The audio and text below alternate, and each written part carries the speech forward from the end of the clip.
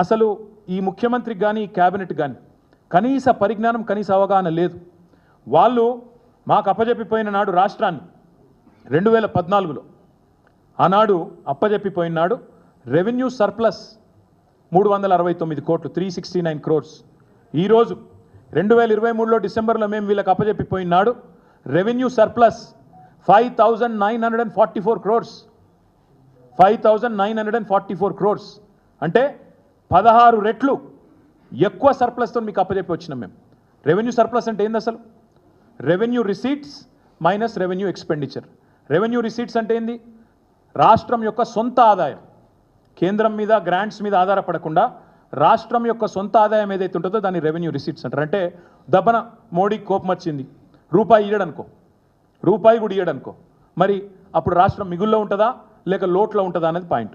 మోడీకి కోపం వచ్చి కేంద్రం నుంచి మనకు రావాల్సిన పైసా ఒక్కటి రాకపోయినా, లేదా డెవల్యూషన్ కూడా మనకు రాజ్యాంగబద్ధంగా రావాల్సింది రాకపోయినా, తెలంగాణ యొక్క పరిస్థితి ఏంటంటే ఆర్థిక పరిస్థితి మేము వదిలిపెట్టిపోయినాడు, మేము దిగిపోయినాడు. రెవెన్యూ రెసీట్స్ పరంగా చూస్తే అగ్రభాగాన భారతదేశంలో ఉన్నాం, టాప్ సెకండ్ ప్లేస్లో ఉన్నాం. Revenue receipts minus revenue expenditure అంటే రెవెన్యూ ఎక్స్పెండిచర్ అంటే ఏంటిది? శాలరీ, ఉద్యోగుల జీతభత్యాలు, డిఏలు, వాళ్ళకిచ్చే ఇంక్రిమెంట్లు, అదేవిధంగా పెన్షనర్ల పెన్షన్లు, అన్నిటికన్నా ముఖ్యంగా రాష్ట్రం చేసిన అప్పులకు, రాష్ట్రానికి ఉన్న అప్పులకు కట్టే వడ్డీతో సహా ఇవన్నీ, అండ్ సబ్సిడీలు, ఇవన్నీ తీసేసినాక కూడా రెవెన్యూ రిసీట్లకు వెళ్ళి రెవెన్యూ ఎక్స్పెండిచర్ తీసేసినాక మేము దిగిపోయిన నాడు 5944 కోట్ల రెవెన్యూ సర్ప్లస్తో అప్పచెప్పినాం. అందుకే నేను అనేది, ఇప్పటి నుంచి ఎవరైనా తప్పుడు కూతలు కూస్తే మేమేదో వాళ్ళు కనీసం వడ్డీలు కట్టలేక అప్పుల పాలైపోయి జీతాలు ఇవ్వలేక అంటే, అయితే మీకు బడ్జెట్లో ఏం పెట్టినో అదన్న తెలియదు, మీరు పెట్టిన బడ్జెట్లో ఏముందో మీకే తెలియదు. మీ రెవెన్యూ మంత్రి పెట్టింది ఇప్పుడు లెక్క, నేను చెప్పింది కాదు.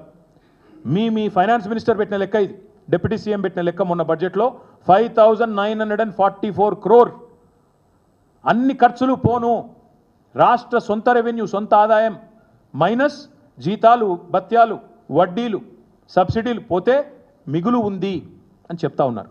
మరి మీరు ఎందుకు ఈ తప్పుడు కూతలు కూస్తున్నారు? నేను ఇంకొక మాట ఇక్కడ చెప్తా ఉన్నా, ఎంత గోబెల్స్ మాటలు అంటే, ఇంత పెద్ద ఎత్తున సర్ప్లస్తో అప్పచెప్పిపోతే చిల్లర మాటలు. 7 లక్షల కోట్ల అప్పులు. ఈ 7 లక్షల కోట్ల అప్పులు అనే దానికంటే ఇంక అంతకంటే పెద్ద అబద్ధం ఇంకోటి లేదు. నిజానికి అబద్ధానికి అంగిలాగు దొరికితే ఇప్పుడు అనుముల రేవంత్ రెడ్డి అవుతాడు. అబద్ధానికి అంగిలాగు దొడిగితే అనుముల రేవంత్ రెడ్డి అవుతాడు. గింత చిల్లరన ఒక ముఖ్యమంత్రి అంటాడు. కేసీఆర్కు 1000 ఎకరాల ఫామ్ హౌస్ ఉందట. నువ్వు ముఖ్యమంత్రివా లేకపోతే రియల్ ఎస్టేట్ బ్రోకర్వా? నాకు తెలియక అడుగుతా. 1000 ఎకరాల ఫామ్ హౌస్ ఉందా కేసీఆర్? నీ దగ్గరనే ఉంది కదా మొత్తం రెవెన్యూ రికార్డ్స్, తీ బయట పెట్టు. కేసీఆర్కు 1000 ఎకరాల ఫామ్ హౌస్ ఉంటే నీకు రాసిస్తాం, చలో నిజంగానే ఉంటే చూపెట్టు, బయట పెట్టు. సిగ్గు శరం ఏమైనా అనుకుంటారేమో అనే ఇంగితం ఏది లేదు. ఏది పడుతుంది ఉర్రాలే, మీడియా మేనేజ్ చేయాలి, నా డబ్బాలో వచ్చినట్టు చూసుకోవాలి, యూట్యూబ్లలో ఆన్లైన్లో చిల్లర ప్రచారాలు చేయాలి, గంతే. 7 లక్షల కోట్లు కూడా అసలుంటిదే చిల్లర ప్రచారం. మళ్ళొక్కసారి చెప్తా ఉన్నా, తెలంగాణ ప్రభుత్వం ఈరోజు మీకు ఒక మాట స్పష్టంగా చెప్పాలి. ముందు ఏ రాష్ట్రమైనా తన యొక్క ఆస్తులు అప్పులు రెండిటి పరిగణలోకి తీసుకొనే అప్పిచ్చేవాడు అప్పిస్తాడు. ఆ రాష్ట్రం యొక్క పరపతి ఏందని బట్టి దాన్ని డెట్ జిఎస్డిపి రేషియో అంటారు.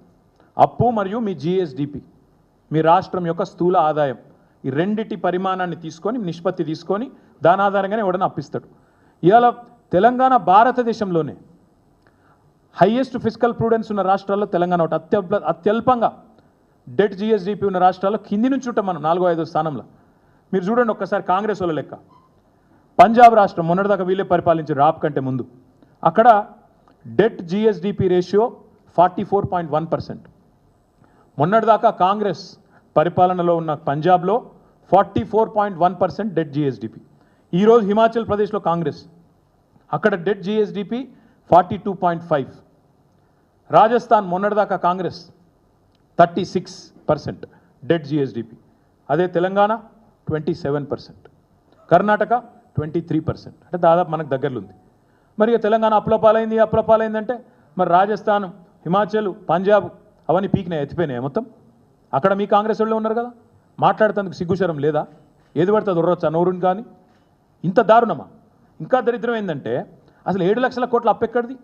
ఇంతకంటే చిల్లర మాట ఉంటుందా? ఇంకోటి, మీరు విడుదల చేసిన శ్వేతపత్రంలోనే డిసెంబర్ 23లో మీరు అధికారంలోకి రాగానే శ్వేతపత్రం విడుదల చేశారు. మీరు ఏం చెప్పినలా గవర్నమెంటు రెండు రకాలుగా అప్పులు ప్రభుత్వం చెల్లించాల్సిన అవసరం లేని అప్పులు ఉన్నాయని చెప్పిండ్రు.